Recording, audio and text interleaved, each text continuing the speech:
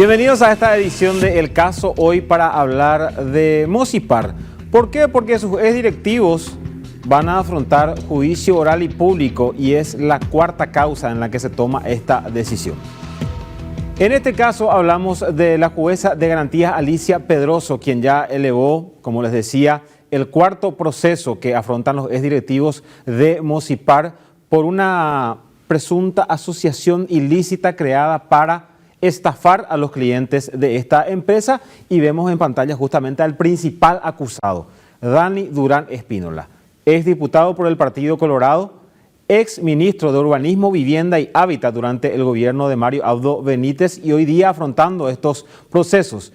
Pero ¿quiénes son, además de Dani Durán, los que están afrontando estos procesos? Y hablamos de estos exdirectivos. Luz Marina González de Durán, ella es la esposa de Dani Durán Espínola. Marcela Adriana Durán Martínez, hija de Dani Durán con otra pareja. Fernando Román Fernández, uno de los exdirectivos más conocidos también del grupo Mosipar. Diana Teresita Campos de Román, esposa de Fernando Román. María Patricia Espínola Durán y Fabio Arturo Britos. Estos son los principales acusados que podemos citar como exdirectivos en las cuatro causas que están afrontando. Les decía yo, principalmente por estafa y asociación criminal, porque eso es lo que dice la acusación del Ministerio Público. Pero vamos a ver qué otros hechos punibles atribuye el Ministerio Público en estas cuatro causas que están afrontando estos representantes del grupo Mosipar. El grupo Mosipar, que estuvo compuesto por estas firmas: Mosipar Propiedades S.A., Mosipar Hogar y Mosipar Automotores. Estas firmas a su vez integraban el grupo Mosipar. ¿Y por qué hablamos en tiempo pasado? Porque en realidad ya la empresa hoy día no existe, y es más, Dani Durán Espínola, el argumento que utiliza es justamente que él ya no es directivo y que dejó la empresa ya en el año 2017. Y les decía, aparte de estafa y asociación criminal, la Fiscalía en estas cuatro causas que ya se elevó a juicio oral y público habla también de presunto lavado de dinero, lesión de confianza, evasión de aportes a la seguridad social, conducta indebida en situación de crisis y conducta conducente a la quiebra. Es decir, por todos estos tipos penales, la Fiscalía acusa a estos exdirectivos de Mosipar y van a afrontar juicio por porciones fácticas distintas. Es decir, por hechos que se diferencian unos de otros y que, si bien se habla de un esquema similar, hay grupos de víctimas distintas o distintos grupos de víctimas en estas cuatro causas. Causas que a su vez están a cargo de estos agentes del Ministerio Público que resaltamos en esta gráfica.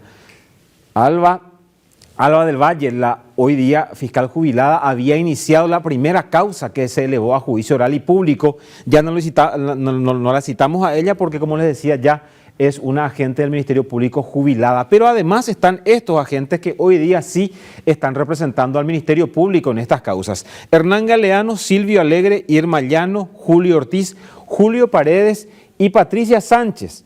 Y por parte de las víctimas están como querellantes, o los rostros visibles de estas víctimas son los abogados Jessy Ruiz Díaz, Andrea Escobar y Secundino Méndez, este último que también está en una de las causas que ya se elevó a juicio oral y público. Es decir, cumplen como una suerte de apoyo al trabajo del Ministerio Público en representación directa de las víctimas. Eso es, hablando mal y pronto, una querella adhesiva en un proceso penal de acción pública que ya está a cargo de la Fiscalía. Las acusaciones que presentaron tanto los agentes en las distintas causas como los querellantes hablan de un esquema. Les decía, asociación ilícita presuntamente creada para estafar a los clientes de la empresa a las que estos directivos representaban, hablando del grupo Mosipar. Y allí vamos a la siguiente gráfica, señor director, porque vamos a explicar un poco cómo funcionó este esquema según lo que relata, según lo que expone el Ministerio Público en el relato fáctico que hace en estas acusaciones en las distintas causas que afrontan los exdirectivos del grupo Mosipar, principalmente Dani Durán. Dice la Fiscalía que desde el 2006 hasta el 2020 inclusive se dio esta operativa ilegal, que iniciaba ¿con qué? ¿O iniciaba dónde? en un programa televisivo llamado Domingo en Familia, que era dirigido y conducido por el propio Dani Durán Espínola. Mucha gente recordará todavía aquel programa, obviamente, que daba los domingos, que tenía sorteos y a través de los cuales se daban premios a los clientes de Mosipar. ¿Cómo se hacía todo esto? Se ofrecía bienes como vehículos, propiedades, inmuebles y electrodomésticos a precios accesibles, promocionados a través de este programa televisivo. Los directivos del Grupo Mosipar, dice el Ministerio Público, establecieron una estructura que les permitía hacer ¿qué? Conseguir sumas de dinero de forma mensual de parte de las personas, luego de haber pagado durante años una cuota establecida y cumplir con creces los círculos establecidos, no recibían ninguna prestación. Por eso se habla de presunta estafa, porque conseguían gente, las asociaban a estas personas, a las empresas que componían el Grupo Mosipar, se hacía una suerte de pago de cuota mensualmente, algunos pagaban por años, en realidad la mayoría pagaba por años y finalmente terminaban con una buena cantidad de plata abonada a las empresas sin ningún tipo de contraprestación, es decir, dorecoy y la vehículo, dorecoy y la inmueble y ningún bien en contraprestación de ese dinero que habían abonado. Eso es lo que dice la Fiscalía. Y allí vamos a la siguiente parte del relato que resaltamos de parte del Ministerio Público. ¿Qué es lo que dice la Fiscalía en cuanto a estos directivos? Que cuando los socios de Mosipar reclamaban la contraprestación establecida en los contratos, estamos hablando de la adjudicación de los bienes, o que se les devuelva los aportes abonados, fueron en varios casos obligados a firmar nuevos contratos para no perder los aportes ya abonados. Es decir, esta es una parte, vamos a hablar del caracú de la cuestión, aparte de esa suma de dinero que mensualmente abonaban. Cuando se daban cuenta que no estaba pasando nada y que nunca sacaban el sorteo del vehículo, nunca se les condonaba las cuotas del inmueble que tenían que pagar o no había ningún bien en contraprestación a toda esa plata que ya abonaron, ellos decían, bueno, o devolveme mi plata o que haya algún bien que yo vea a cambio de la plata que ya aboné a la empresa. Y allí le decían, está todo bien, pero firmar nuevamente un contrato con nosotros. Por eso que la Fiscalía dice que eran obligadas nuevamente a firmar contratos. Pero atención con esta siguiente parte, con esta siguiente porción del relato fáctico que hace la Fiscalía.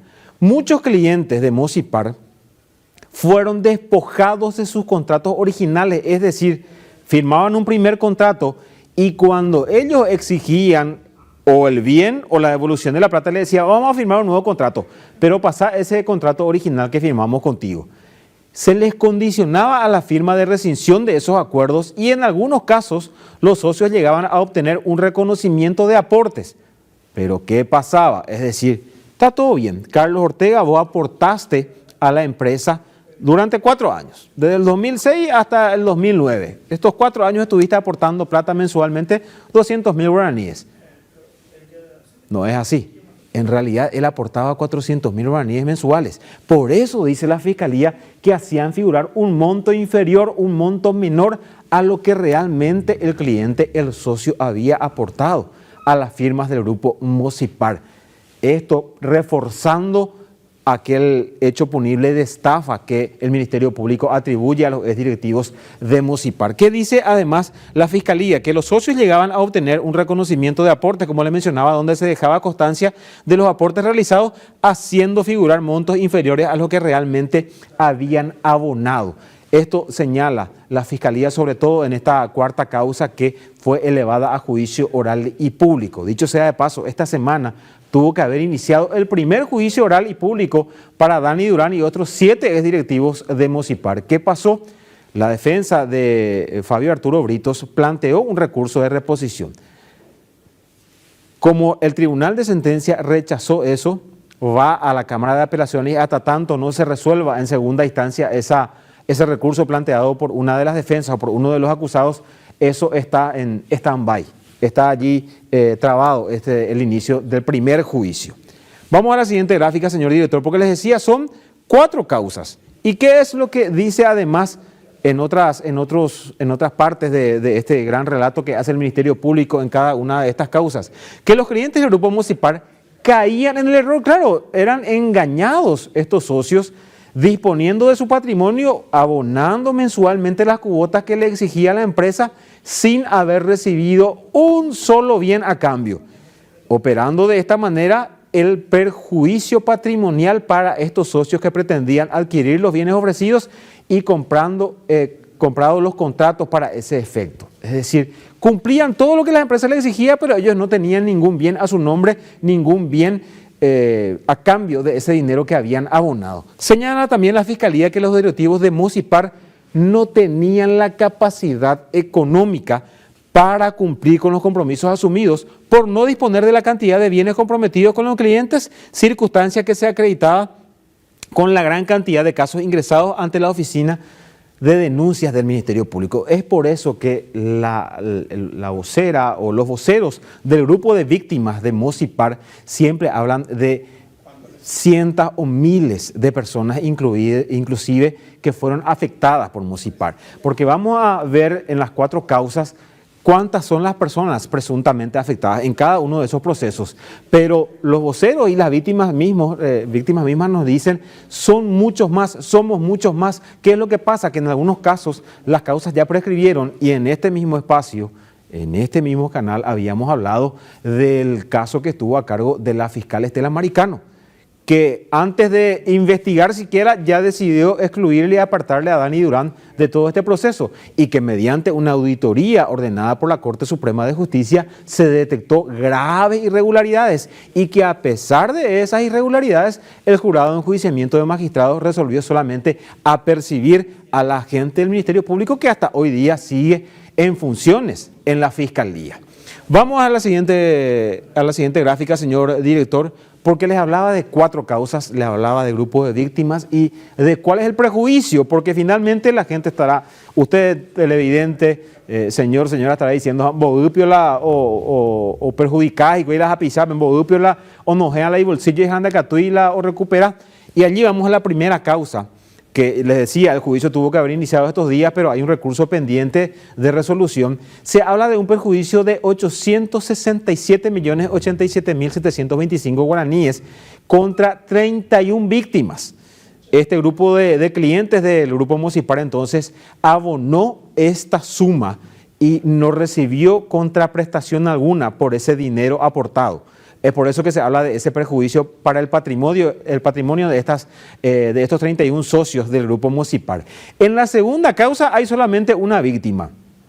Según lo que dice la Fiscalía, la querella Carmen Celeste Coronel Caballero aportó la suma de 11.660.000 guaraníes sin recibir una sola contraprestación por parte de las empresas del Grupo Mosipar. La tercera causa, en la siguiente gráfica, señor director, nos va a señalar nuevamente una causa, un grupo de víctimas bastante grande, porque nuevamente se señala a 31 socios que fueron afectados en su patrimonio con 665 millones de guaraníes, 665 millones 4.000 guaraníes por el dinero que aportaron en el tiempo que estuvieron pagando sus cuotas, no recibieron ninguna contraprestación.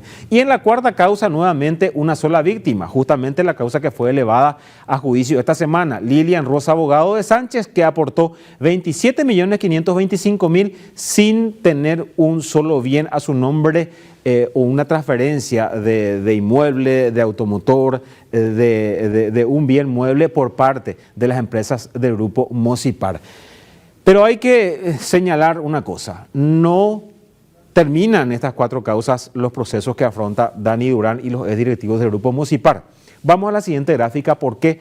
Porque en 3 causas la Fiscalía dictó el sobreseimiento definitivo para Dani Durán y para otros exdirectivos de Mosipar. ¿Por qué? Porque tanto el grupo de fiscales que investigó la causa y también la propia Fiscalía Adjunta se ratificó en su sobreseimiento definitivo, argumentando la imposibilidad de recolectar nuevas pruebas que permitan sostener una acusación con fundamento suficiente. Este sobreseimiento definitivo en las 3 causas, mejor dicho, se dio el 25 de junio de este año. Y finalmente hablamos de un sobreseimiento provisional, es decir, la Fiscalía sigue con un proceso abierto investigando una causa que está a cargo del fiscal Aldo Cantero. El 11 de agosto del 2025 se dictó este sobreseimiento provisional. Se habla de un perjuicio superior a 162 millones de guaraníes. La Fiscalía al 11 de agosto del 2026 tiene que finalizar todo esto y solicitar ya sea el sobreseimiento definitivo de los exdirectivos de Mocipar o solicitar que la causa vaya a juicio oral y público.